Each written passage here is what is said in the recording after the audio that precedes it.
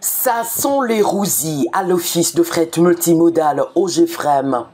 Malgré la mise au point par le compte du directeur général William Kazumba Mayombo, le bloc du président du conseil d'administration Adolphe Amisima Koutano persiste et signe qu'il y a eu détournement au sein de l'entreprise.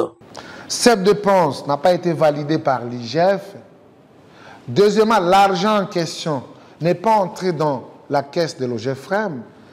L'argent a été retiré au niveau de la source. Mais par conséquent, que peut-on dire de ces cas?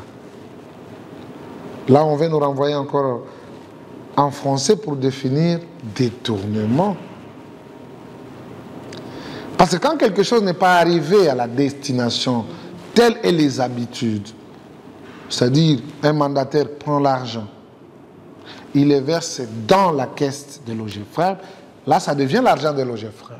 Compte tenu de la léthargie dénoncée dont le chef de l'autorité de tutelle, pourtant qui a été saisi sur ce dossier, Adolphe Amisima Koutano plaide pour l'avènement d'un nouveau gouvernement pour sanctionner tous les mandataires corrompus. Respectons quand même les règles, c'est les textes que j'ai brandis, et sur toute la ligne, madame, le conseil d'administration de l'OGFREM a raison.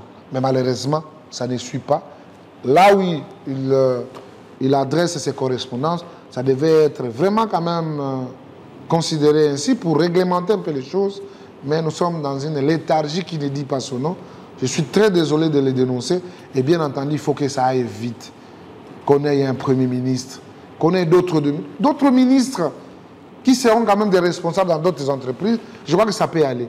Faute de quoi, je vous dis que c'est compliqué. Le PCA de l'OGFREM s'est réjoui tout de même du gain de cause qu'il a obtenu dans son combat pour la majoration de 30% des rémunérations des agents et cadres.